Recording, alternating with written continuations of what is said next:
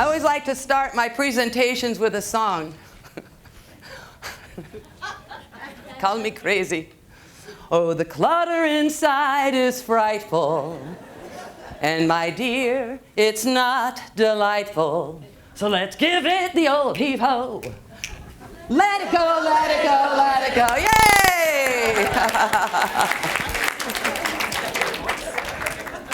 Yay! Okay, so my name is Regina Lark. And 5.5 years ago, I started a company called A Clear Path, Professional Organizing for Home, Work, and Life. And what I discovered along the way is that my idea of an uncluttered garage does not necessarily match your idea of an uncluttered garage. And one of the reasons why I'm not showing you before and after pictures, because you can go online and Google them. I'm not going to show you pictures of hoarding situations, but I do have them in my phone. Heck, I have a lot of before and after pictures in my phone because when I work with people, I want them to see the change over time. Now, I started this business because I was laid off from a job at UCLA. I have a PhD in history, and I was on an academic track. And when I was laid off from my job in June of '08, I had that moment of clarity where I said, nobody puts baby in a corner. And,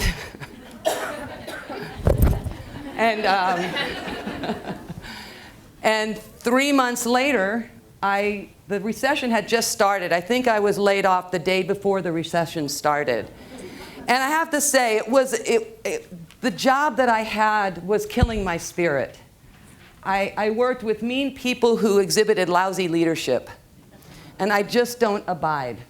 I'm just not I am the person who will walk into a situation, and if it's uncomfortable, I will name it. I will say, there's an elephant in the living room. And sometimes corporate settings just are not very happy with that. So I was laid off. And I'm a working person, and I had been so unhappy at my job for so long that I was out looking for other meaningful and gainful employment. I had always worked for other people. The recession had just started, and I told my roommate, and I had been vetted for a couple of big jobs. I was looking to be a dean at a community college. My mother would have been very happy, Dean Regine. She's still happy with my path. But I was out of work, and I told my roommate, I've got to do something. I've got to do something. I don't collect unemployment. I'm a working person. I'm a smart person. There's got to be something out there I can do. And just before I had been laid off, I had come back from, I had returned from a trip to Jerusalem. A good friend of mine lived in the old quarter, the old city in the Armenian quarter. And one day when she and her spouse were at work, I called her up. I said, Nadra, how would you like me to do your kitchen? And she says, Habibti, what does that mean? I said, I don't really know. But I know you may have some things in here that you may not need, want, or desire. And she's, I can hear her taking in a breath. I'm like, okay, go for it. And I went into the old city, and I went into all the shops, and I'm pantomiming with all the vendors that I need empty boxes. And I bring all of the empty boxes up to her space. And I filled the living room with boxes, and then I filled the boxes with things from her kitchen that in my humble opinion, she may not need. And she got home from work, and she saw her living room was filled with her possessions. And she let go about 85%.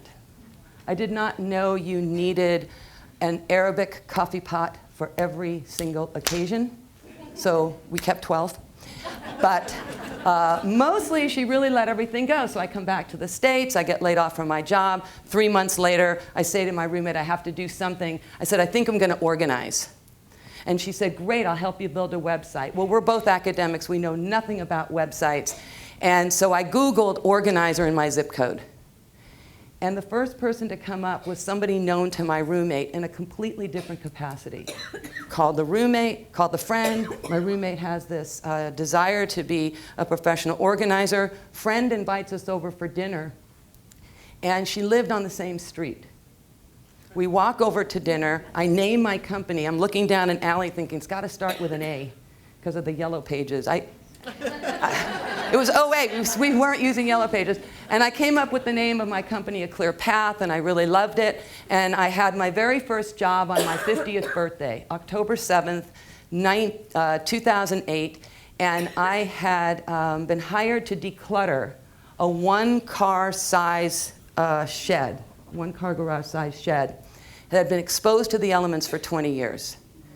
And it was in the San Fernando Valley. The Santa Anas were blowing, and it had to be 110. I kid you not. And when I had assessed the job, I knew it was going to be a lot of hard work, a lot of heavy lifting. And I am one strong woman. But I knew that I was going to need another shoulder. And so I hired a friend of a friend of a friend who had just gotten out of prison, needed a job. And so out we go to the valley. And after the second day, and we had cleared the path. We had done all this amazing work. And at the end of the second day, I am a hot, nasty. I am filthy. I've got cobwebs in my hair, and I was just filthy, head to toe. And I had that moment of clarity. I was like, Regina, what happened to you? 3 months ago, you had this cushy job, earning big bucks at a prestigious university, and now look at you. You've got spider webs in your hair. It was one of those jobs where I had to take a stick and poke the corners because you didn't know what was going to fly out and come out. And something did, actually, but it was a little bunny, and I could handle it. So I asked myself what happened, and then I folded the client's check into my wallet, and I said, a good day's work happened here. And I was off and running.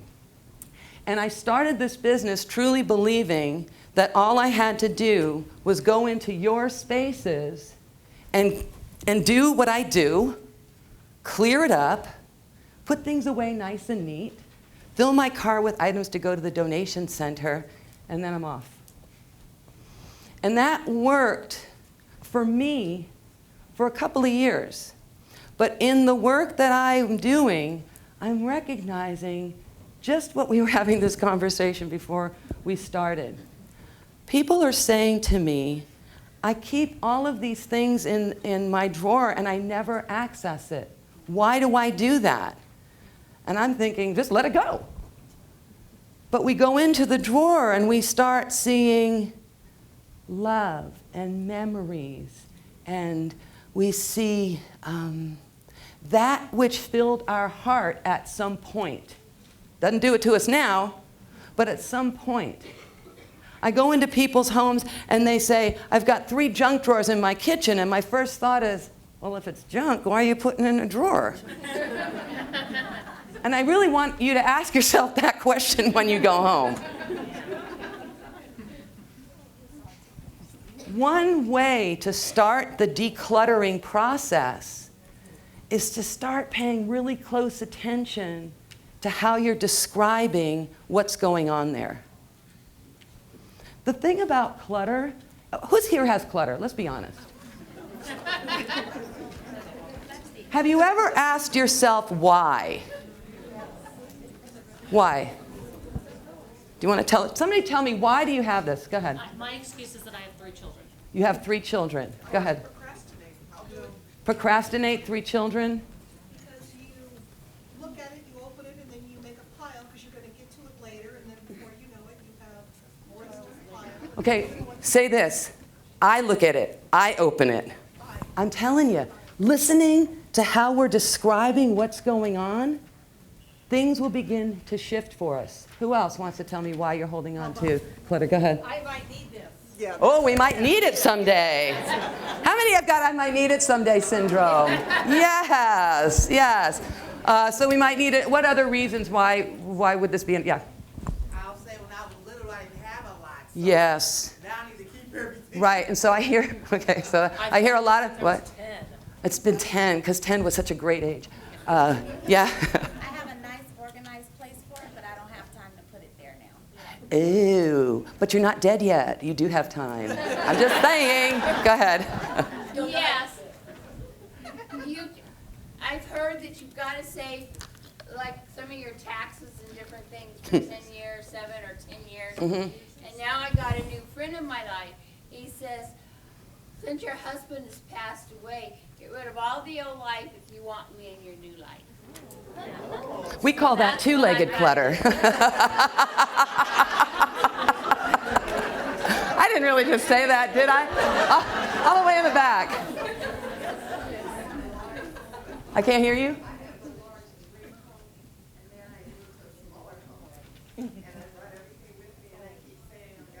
I'm gonna. Do you know why that's not working for you? It's because the words, I'm gonna do it someday or later, it is not in any calendar I have ever seen. Okay, so I'm gonna invent the calendar. Twice a month, the word later is gonna come up. And so when I'm with a client, we're gonna turn the page. It's later! Later has finally arrived. Let's take care of this issue. Yes? Sentimental, that which serves the heart. So here's what I am discovering about all of you who are living in clutter. Okay, it's a visual. We have our hand back here.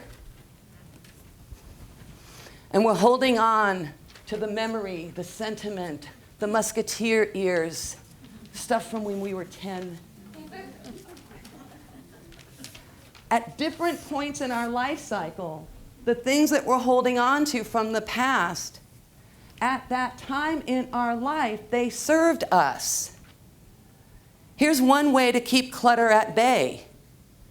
Bring into your life only the things that are going to serve your heart and your mind. Ask a lot of questions about it before it even enters your space. How is this going to serve me? Because right now, you are all in service to your clutter.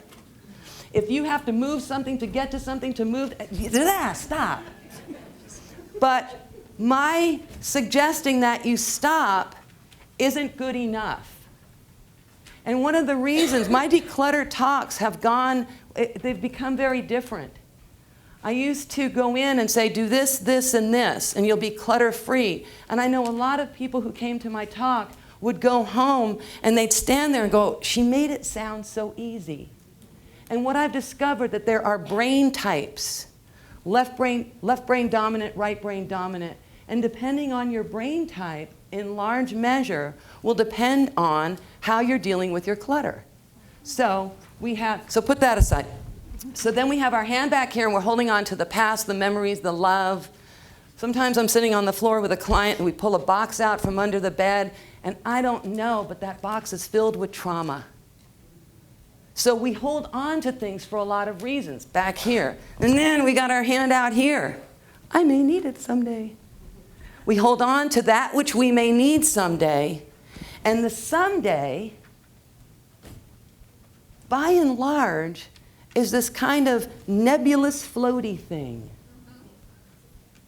We don't have clarity about what someday is, when it is. So when I'm working with people and they say, well, I may need this someday, so let's stop and let's pick out the scenario. What's going to have to happen in your life? What's going to have to break down here? Who's going to have to come over in order for you to use this again? And if you can come up with the day, date, time, and place, and person, or even half of those, great. Hold on to it. But we do so many things by rote. We don't even question what someday looks like. So now here we are. We're doing this. I got to hold on to it. I think holding on to the future in that manner is fear-based. Because we are thinking that if we don't have it, something is going to happen, and that something is generally not good, right? I mean, I always come to worst case scenario. If I don't have this, what's the worst case scenario? And for me, if I don't have something that I thought I needed and it comes out that I need it, my worst case scenario is I'm going to die. And pretty much, I'm not going to die because I don't have this can opener. So here we are. We've got our hand out here holding on to that which we may need someday, and we have our hand back here holding on to that which served us at one point but no longer does. We've got fear of the future. If we don't have it, I'm afraid something's going to happen. And we hold this stuff back here because if it's not in our space somewhere, even though we haven't seen it for a long time, it kind of makes us feel good knowing it's there. But I also think it's sort of a lack of faith that good will continue to come into our life. And it's also lack of faith that we're not going to remember a thing. So when I'm working with people and we finally are able to have a conversation, I kid you not, this was a conversation with an adult male, 62 years old, and we were having a conversation about the musketeer ears that he was given the first day he went to Disneyland in 1967. And we talked about the musketeer ears, and I said, you know, you haven't seen these for many, many years. But if anybody had ever asked you, have you ever been to Disneyland? What's the first thing you would tell them? Yeah, I was there in '67. I got my first pair of musketeer ears. So when you're thinking about letting go of the past, check in with your heart and your head to see how you can remember this event in another way. So we're holding on to this, and we're holding on to this. And what I find remarkable is our hand in the front of us in the future and our hand in the past is trumping our level of comfort now. Why are you doing that? Why are you allowing some kind of fear that's out there? If you let it go, can you borrow it? Does your neighbor have it? Can you get it for under 20 bucks? Is it at the 99-cent store? Drill down. Start asking yourself these questions.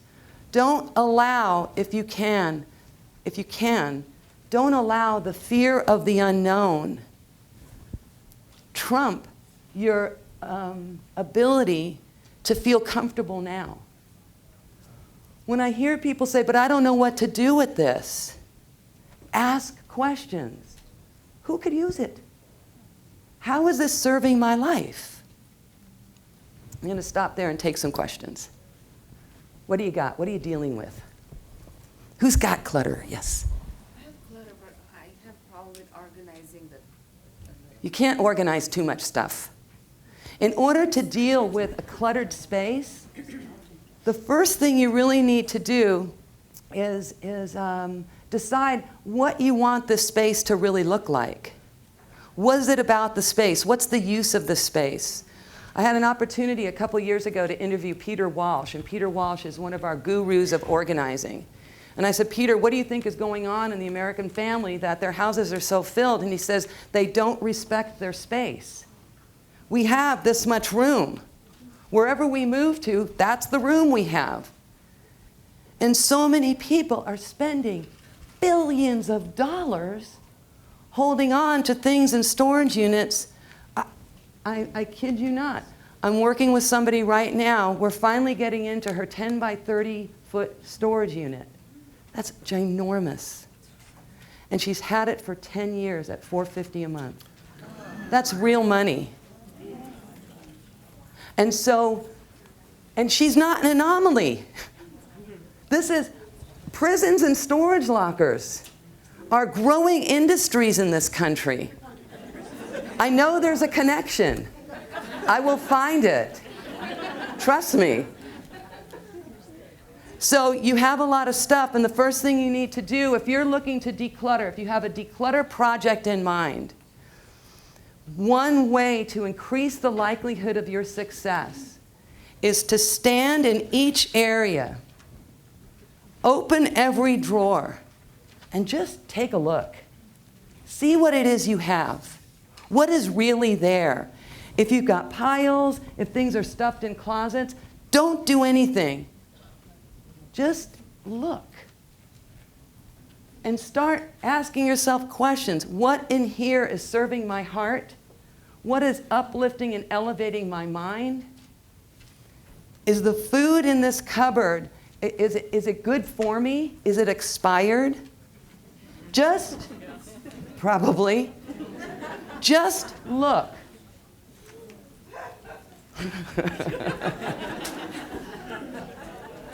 I let go. I help people let go of so much expired food. And we have a lot of problems in this country with obesity and poverty. And I just encourage you, start asking yourself questions.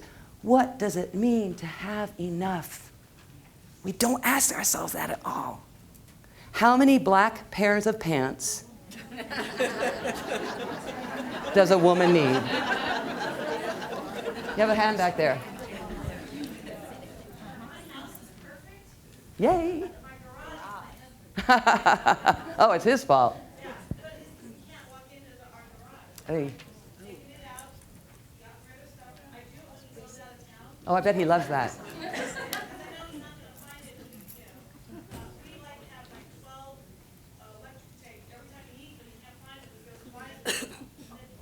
The cost of clutter. Mm-hmm. Send them to me.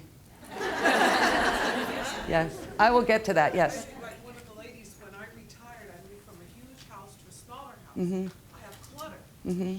I want to make sure that those things I no longer need goes to a good person. That's my excuse.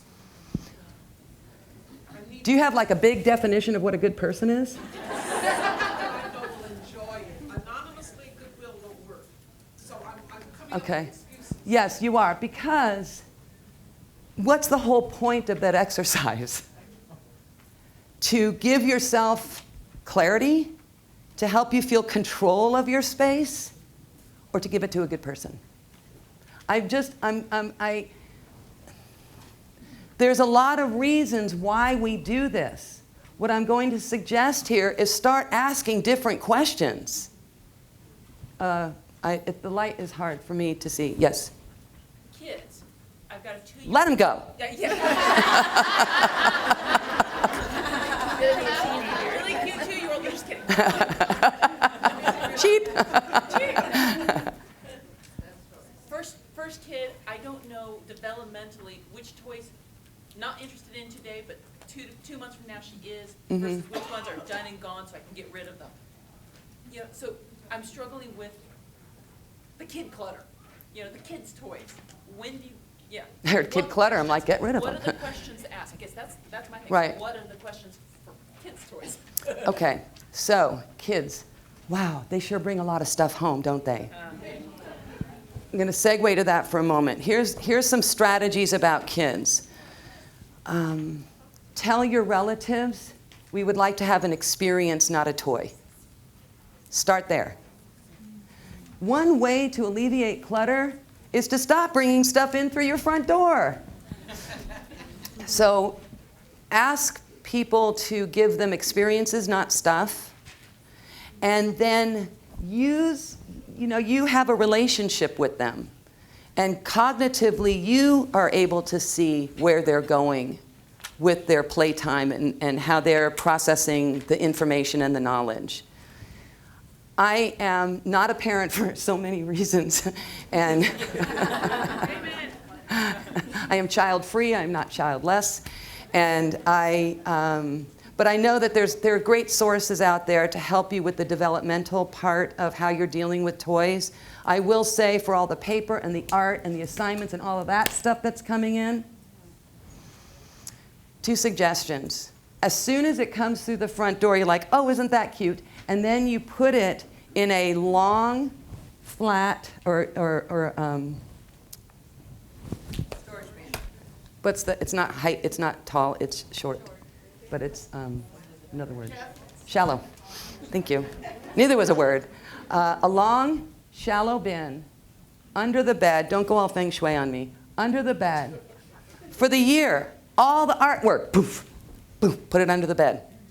At the end of the year, right before summer starts, right when school ends, make a date with your child, bring the bin out, go through everything together, help them see the value of what to keep and what not to keep, and allow for 5 or 6 best paintings, or 4 or 5 best test scores.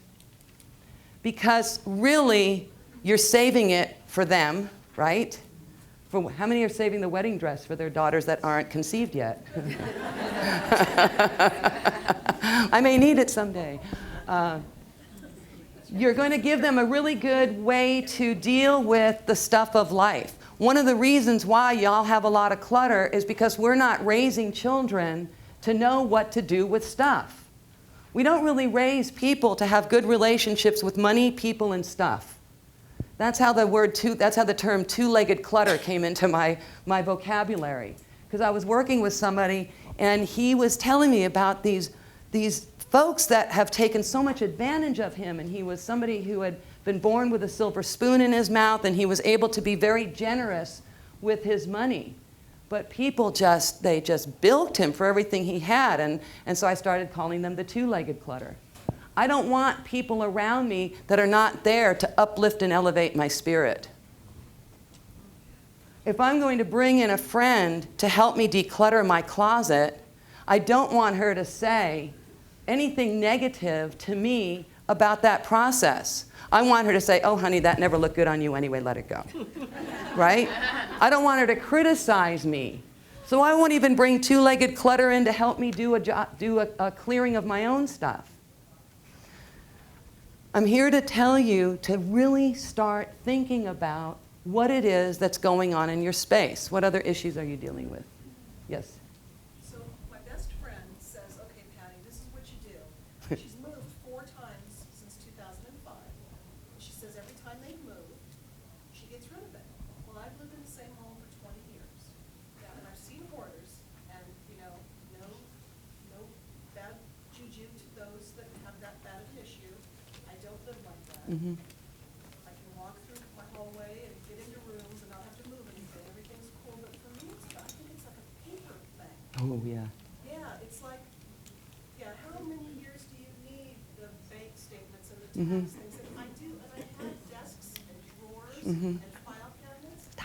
But paper, and not just receipts and stuff, but magazines, because, Okay. magazines. Paper. Who here has paper clutter? I think, pardon me, almost everybody. Here's the deal with paper. On some level, start getting resentful that all this paper is coming in, unsolicited. So the first thing you want to do with paper is consider writing across the back of anything, return to sender. Step back a second. The one way you're all going to get rid of clutter is taking the time to do it.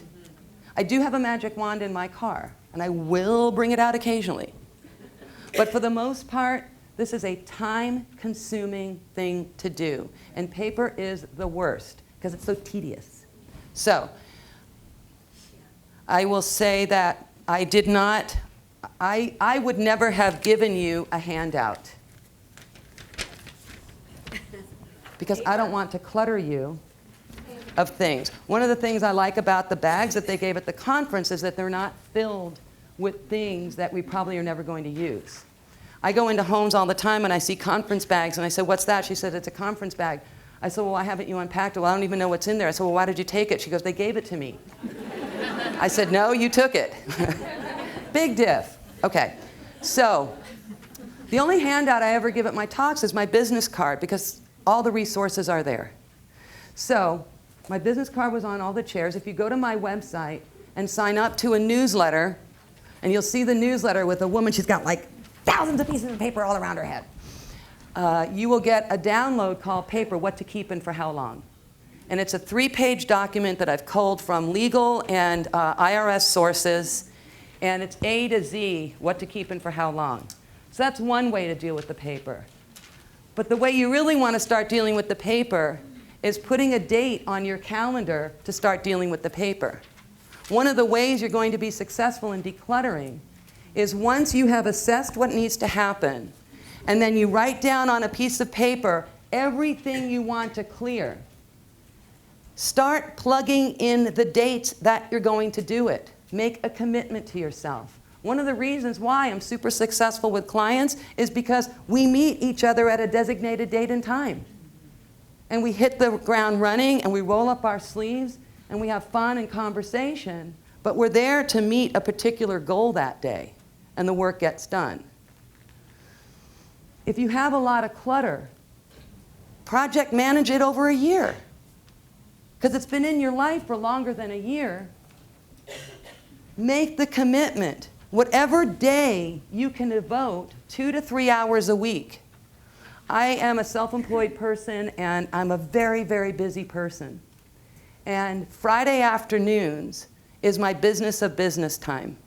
Friday afternoons is when I read professional journals, is when if I am in school mode. I've earned several certifications over the last 4 years that I've been doing this work, to work with people with ADHD, what we call chronic disorganization, I'll tell you about that in a minute, and also hoarding disorders. But Friday afternoon is when I pull all of my professional life together. I'm on top of my emails and I'm doing stuff all through the week, but Friday afternoons is my business of business. So pick a time. Is it Saturday mornings from 9 to noon? Is it Sundays from 3 to 6? Whenever you know you can devote a block of time to doing this work, then put it on the calendar. Put the things that you're going to work on that day. If it's junk drawer, so here's one strategy, because I'm noticing that a lot of people don't know how long it takes to do any of this work. Because a lot of times you'll pull stuff out and you're like, oh, I remember that. And then honey, look at this. And then you're in there and they go, oh, that doesn't belong here. I'm going to put this back in the drawer. And it's like a squirrel, a squirrel, a squirrel, a squirrel. And we tend to not take care of business. So, if that's who you are, set a timer. If you're going to do a junk drawer, pull it out, dump it on a sheet or a towel, on a flat surface. Just dump it. And do a bird's eye view, spread it out, and you're like, oh, these soy sauce packets are really old. It's like, I didn't know I had this many chopsticks. Wow, is that mustard? And you can get a bird's eye view. The very first job I was on, it wasn't the one that I had contracted. A friend of mine who introduced me to the National Association of Professional Organizers. And if you have the declutter gene and you're dissatisfied with your job, I can tell you how to do this work. There are more people out there that need us than those with the gift. Okay. So my friend Catherine introduced me to the National Association of Professional Organizers, and I walk in and it's women and gay men, and I'm like, my people. And so she had brought me into a home. She hired me as an assistant, and she brought me into a home, and I was asked to declutter the boys' bathroom. And it was this big bathroom, and there were small boys, and it was just nasty work. And one of the features of this bathroom, it was loaded with sports buttons, right? Every child, for every sport, for every season, they come home with these 4-inch buttons. They were everywhere. And I had never really been hired to do this work for anybody else. I didn't know what the hell. And so I took everything out of the cupboards and the drawers, and I laid everything on a sheet, and I was like, bird's eye view, 12 nail clippers, 7 combs. You just start, you could see it. You take it all the way out, because we get too caught up in take it out, dump it. So I'm doing all this, I get it all done, it's very lovely, and I still have like 50 of these damn buttons.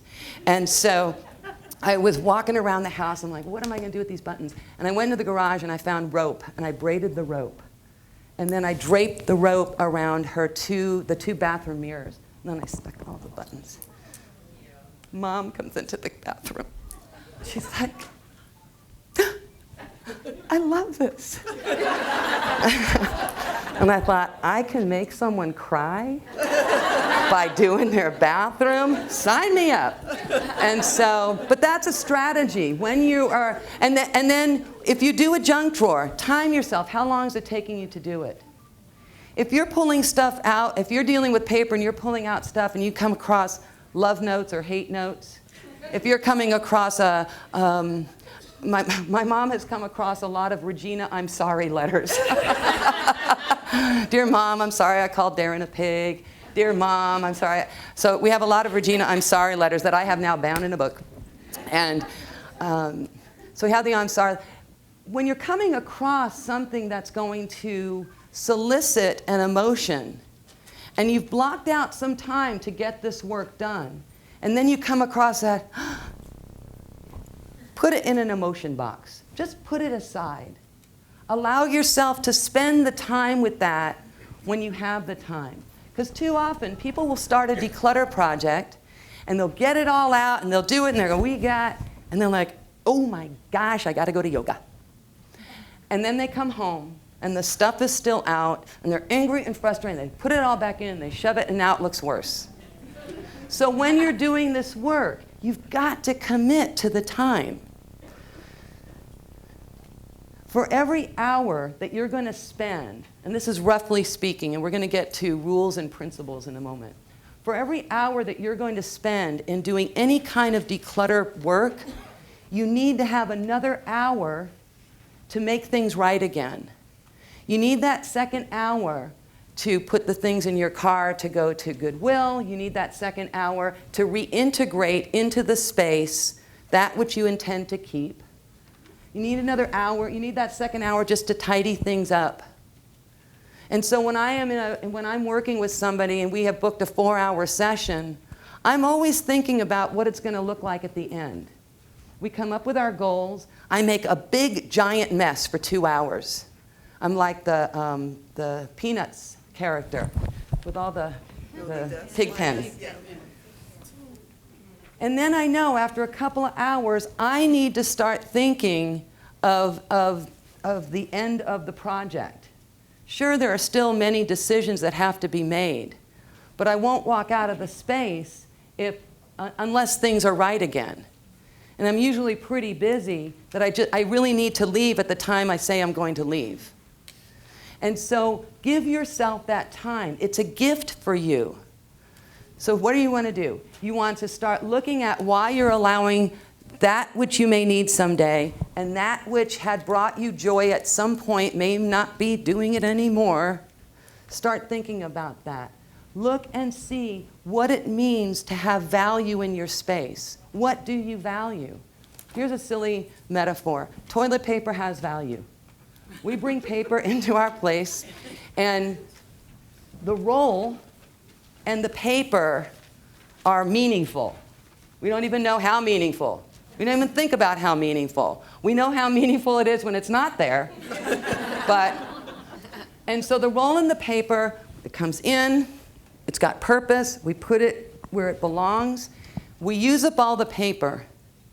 And unless you are a crafter or somebody with a hoarding disorder, because crafters and people with hoarding disorders, and I'm not saying that they're the same, but y'all can find really fun uses for an empty roll of toilet paper. And sometimes it is a fine line. And what we do when the paper is off the roll, without even thinking of it, we recognize that the value has shifted.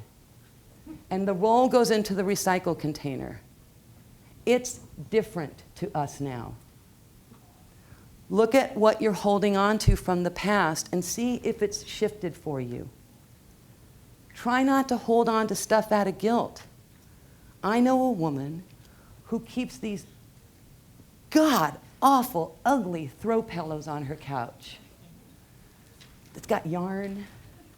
It's old. Some of the yarn is pulled. I said, wow, I love the color. What are they, what's their value to you? Well, my neighbor gave them to me. And she's over here all the time. And she just would not understand if these pillows were not on the couch. That's her reality. You can't judge it. But I want to encourage you, don't let somebody else's idea of a gift trump your ability to be comfortable in your space. Pay it forward. These stories, you just can't make this stuff up. One of my clients, I was there a couple of days ago, and her son and her new daughter-in-law came down, and it was their holiday gift exchange was a couple of weeks ago. And they brought her this Cuisinart like extraordinaire. And what she had asked for was a little, yeah, I don't cook, whatever that is, a little chopper. And she didn't know what to do with this, and there's pieces in different parts of her small kitchen, and she goes, I don't know. I said, well, can you have a conversation with Michael? Oh, well, he said that this was better, and the one that I had told him the Yelp reviews weren't good or whatever. I said, but Michael wants you to enjoy his gifts. Have a conversation with him. Be honest about how this doesn't serve you. Can we think of another way to get me what I need? I could just go on and on and on. What other questions do you have? Yeah. I have a ton of family silver. Ooh. And it seems like everyone has, they don't want it anymore, and they give it to me. And I keep it, and I put it in silver bags, and I move it. What am I going to, and I've tried giving it away. I start to give it away, and I go, oh, that's not marrying. And see, so what is your name again? Mary Elaine. Mary Elaine is saying that she's got lots of old family silver. And when she thinks about letting it go, she goes, oh, this is Aunt Elaine. And the reality is, it's not. And the reality is, and this is another thing, we're holding on to our deceased relatives' stuff, right? And it dawned on me not too long ago that all of our deceased relatives had stuff. And for them, it was just stuff. Everybody needed to eat on a plate. Everybody needed a knife and fork. Not everybody needed a soup tureen, but they got one. And yet we place such significance and value on these household items that belong to somebody, and it belonged to somebody because everybody needed a plate. So I'm not saying don't be sentimental about our artifacts from the past, but I'm asking you or encouraging you to drill down a little bit. What are these? You're letting a memory of somebody, an artifact, take the place of your current level of comfort. And I'm not really sure why you do that, not you personally, but why we do that. Why are we allowing the stuff from the past dictate how we're going to live comfortably now? And if you feel like you need to hold on to it, what you want to do is give it a home. Everything in your home ought to have a home. And we're very uncomfortable with the homeless. Hell, we can't even look at people straight in the eye when we're getting off the freeway. That's how uncomfortable we are with homeless. I have ameliorated that problem, and I just keep a bunch of food in my back seat because I want to be able to look humanity in the eye.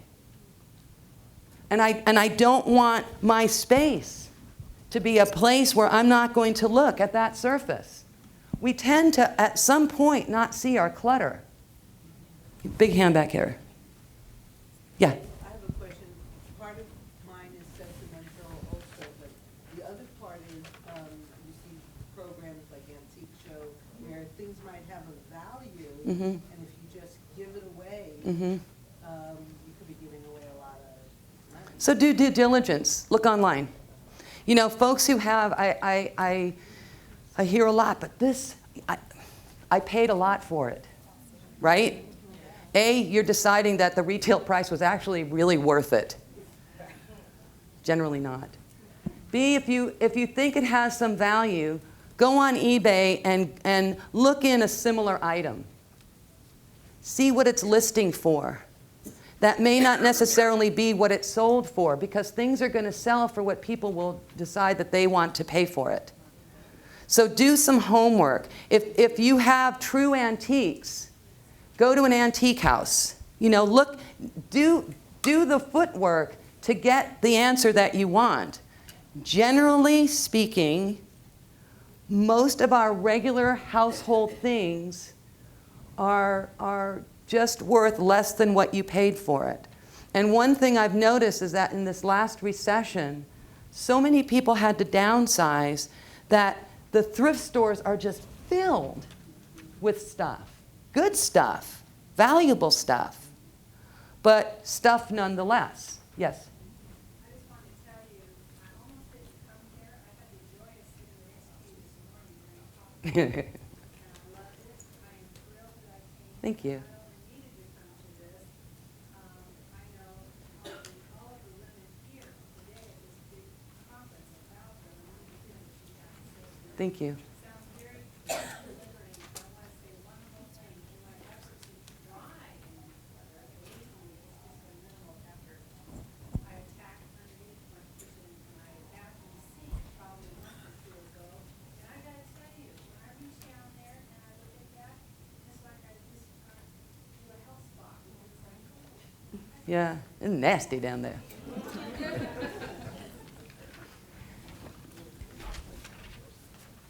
I have a theory. I have so many theories. One of my theories is that the reality is the self-help industry is multi-billion-dollar, right? We're coming to this conference to learn so much about body, mind, and spirit. And we're going to leave, we leave the Tony Robbins seminars and we leave conferences like this just on top of our game. Everything's possible. And one of the things that I've noticed is that none of them are devoting a day to decluttering. Because once you can get this handled, your world will open up in ways that you could not possibly imagine. What clutter does to us, if you see too many books on a shelf, the shelf bows. That's what it's doing to our bodies. That's what it's doing to our head space. I published a book this year, or March of last year. It's called Psychic Debris, Crowded Closets, the relationship between the stuff in our head and what's under our bed. And I'm offering them today for $10. It's a workbook, it's a journal, it's everything I'm talking about here. It's a way to start looking at your space from a very different perspective. I declutter a lot of people of the books they bought to declutter themselves. Because I've come to recognize those books were written for me.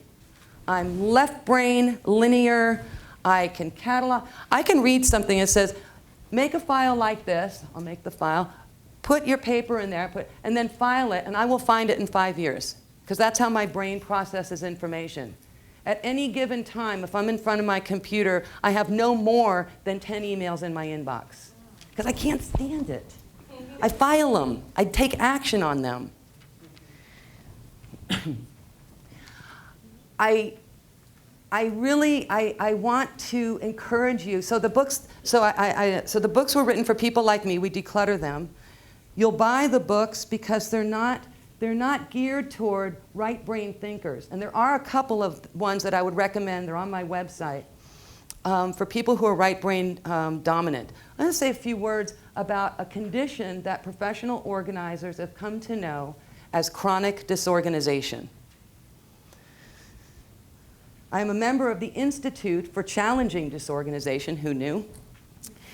And the Institute has provided me with a great deal of coursework and several certifications to work with the chronically disorganized.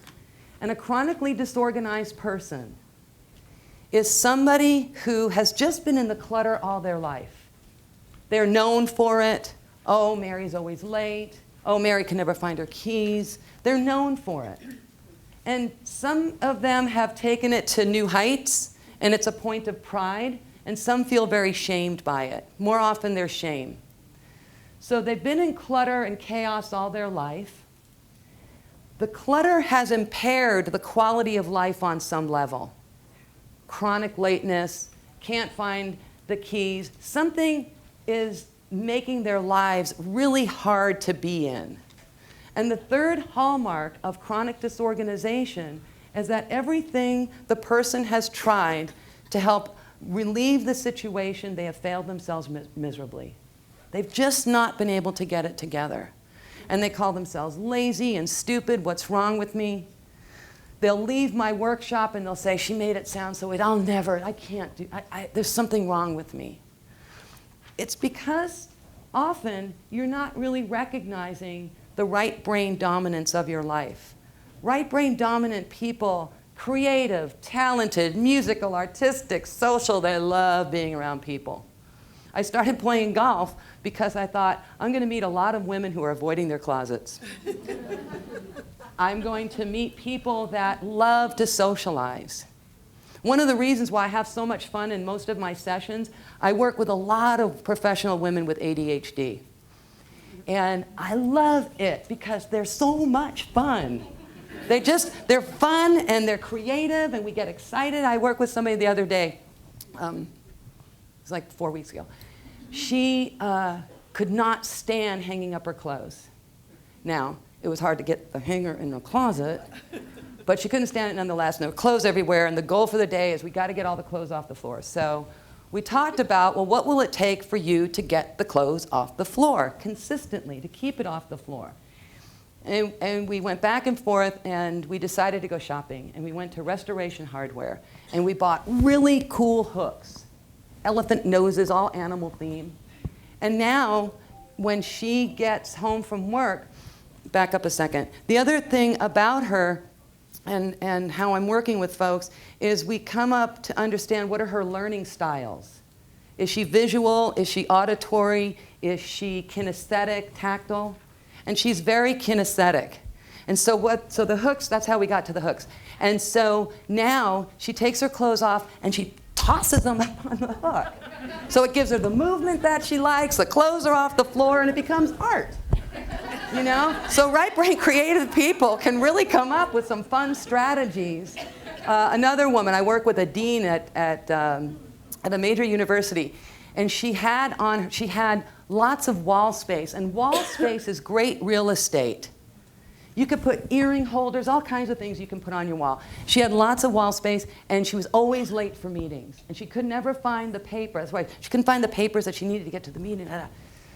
And her office assistant was just as disorganized. And what we did is we took multiple color file folders. And Monday was red, Tuesday was blue, and we went down to the remainder of the week. We hung them on the wall. She had like carpeted walls. Well, I mean, you know, whatever there. So it was easy to stick pins in it. And we labeled week 1, week 2, week 3, week 4, Monday through Friday. She doesn't miss a meeting. Every paper that is going to be needed for a meeting, it goes into the slot on the wall. It used to get buried in a drawer. It used to get buried in piles on her desk. So when I'm working with chronically disorganized people, the good news is that it's a brain type. It's just the way you process information. We all do it differently. There's no one size fits all to this work. I want to say a couple of things about rules versus principles. Really organized people will say to really disorganized people, well, if you haven't used it in a year, just throw it away. Well, if you haven't worn it this year, just let it go. Touch it once. I mean, what are some of the other platitudes we hear about getting organized? And that you're finding that it doesn't work for you. Those are what I think of as organizing rules. And I am not always a rule follower. I'm kind of a rebel in that. I know, shocking, huh? And so I think of it in terms of principles. So one of my organizing principles is I don't like being inconvenienced. And so I do what I can in my space to not be inconvenienced. I always want to know where it is, how quickly I can get it. I'm a very busy person. The night before I have to do anything, I look at my calendar and I start getting my bags ready. Sometimes I have a 5-bag day. I have the gym, I do teaching, I'm in a client space and networking and lunch. And they're all lined up like little soldiers by my front door. Because in the mornings, I like to journal and meditate. And if I don't have my bags lined up like little soldiers the night before, I'm not engage in a task that I really enjoy and that keeps me centered. I don't want to miss that because I'm not ready for my day. So that's why I operate the way I do, because I don't want to be inconvenienced. It'll be inconvenient for me to miss the meditation. It's inconvenient for me. I want to be able to get out when I have to get out. I'm never late for anything.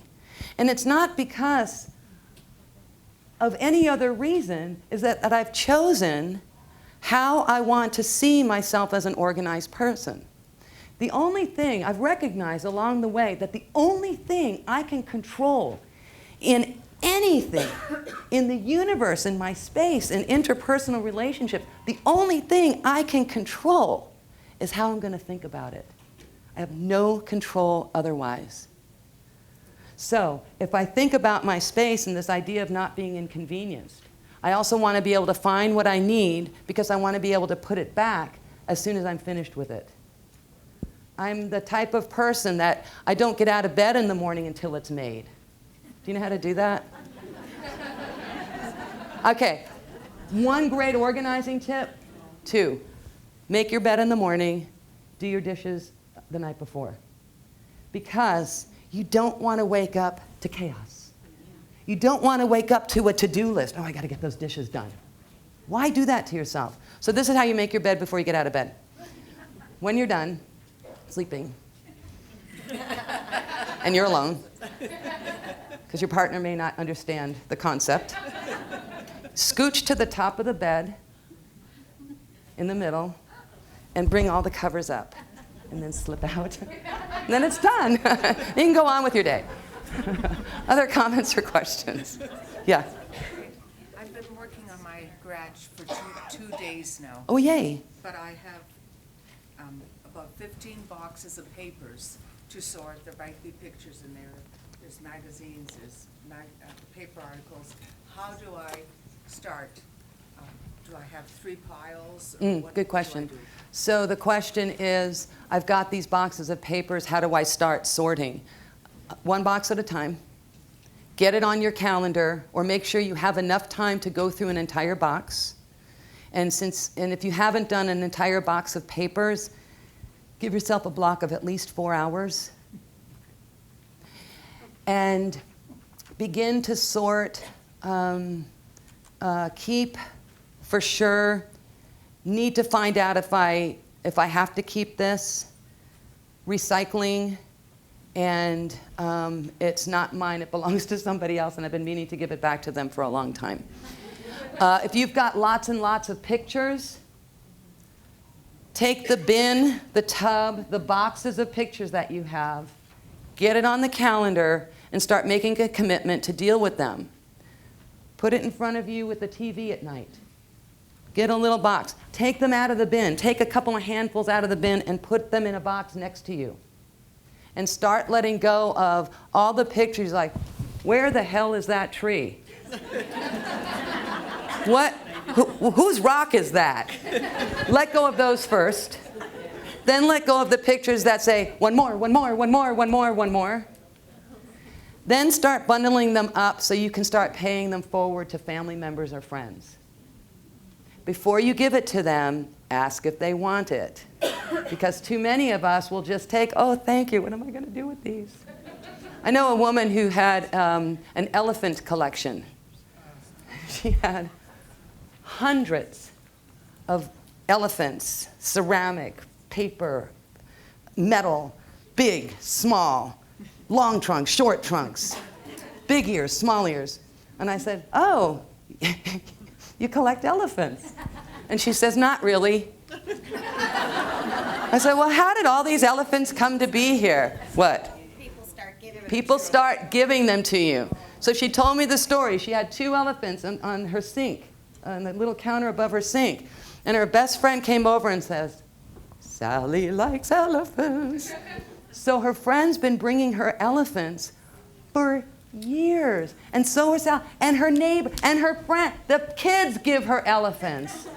And she's just, great. It reminds me of that commercial. There's a commercial out there. She goes, honey, another unicorn.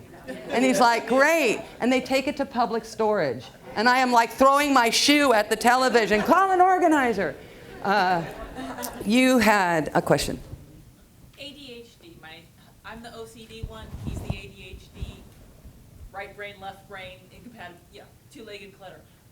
Any Fun in your household, isn't it? The doctors even notice. So the question is, you have a left brain dominant and a right brain dominant in one household. I would like get a piece of rope. This is my space, this is your space. Honor where he's at. And I would absolutely encourage therapy with a cognitive behavioral therapist. One way to change your situation, if you have ADHD, if you have any kind of neurobehavioral issues going on in your life, a cognitive behavioral therapist will help you to change your thinking and change your habits. It's a lot of the coaching I do. I'm not a therapist, so we'll coach on dealing with, I'll get somebody on the phone and I say, okay, the mail is in your hand, where are we going with it? Or we'll do Skype sessions. But CBT will help a lot. And then have lots of conversations about how you need the space to look. People will send me pictures of what they're looking at, and I said, and show me what you'd like to see. And how do we get the space and your stuff to make an alignment? There was a question over here. Yeah. I'm really good about following through and doing the day of cleaning it out, but I'm not good at capping it. So I have 3 little ones, and between my clothes and their clothes, it's outrageous all the time. And I don't know how really to cap. Once I go through and get rid of all the stuff and I get it to manageable, all of a sudden 2 months again, and it's not manageable. Well, one of the problems with that, and so the comment was, I get it cleared, but all of a sudden, you're filling the space again. It is not becoming unmanageable. You have continued to fill the space, and it's for 2 reasons. One, you haven't decided where that stuff should really live. And 2, you haven't changed any habits or behaviors to have it come back so that it doesn't come back again. I earned a certification this year called a Certified Professional Organizer in Chronic Disorganization. It was a really intensive program. It was 18 months, lots of reading, lots of paper, lots of case studies and analysis. And my big takeaway from all of that was what is so important about decluttering is really about how to maintain it. Because I've noticed that before I got this concept of maintenance, people were throwing good money after really bad habits. And if you're going to engage in the art and practice of decluttering, I could bring a team into your space and we can lift the footprint of clutter. I've got 5 people in a level 5 hoarded home today, and it's going to take them 5 days to lift it. But the client will re-offend the space very quickly unless she starts a dramatic program of change. We've made significant changes in her space, but unless she's willing to really wrap her head around the fact that all of this is going to return, and she's not home, she's in the hospital because her health has suffered so badly in this space. It is horrific. And it's on a continuum of clutter. The hoarding disorder is over here. I'm over here. And most folks are about here. Yeah. Do you have a suggestion for the clerties, the clothes that are not perfectly ready to wear the next time, but they're not ready for the laundry bin, and they're not reruns, They're worn once and I've not heard that term. I've never heard that word. Clerty? The clerties. They're not dirty, they're not clean.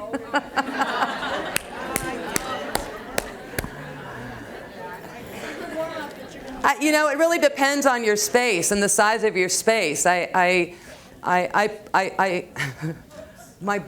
bicycle currently lives in my bedroom, and I drape them over the bike seat. So my Clurties are on my bike seat. Sounds like a good idea. Yeah, over the door hooks. Yeah. Yeah, I had a problem where my husband, after he passed, his dad was one of the first pharmacists in Riverside I had the plaque, and his mother was in charge of the equestrian trail of the whole Inland Empire. I had all these trophies. Wow. All the Yay. different pictures of all the different parades she was in and all this stuff. And I'm thinking, and it took me over a year to think about what I'm gonna do. I didn't wanna throw them in the dumpster. I finally decided that his dad's certificate would go to the Riverside Library. Perfect.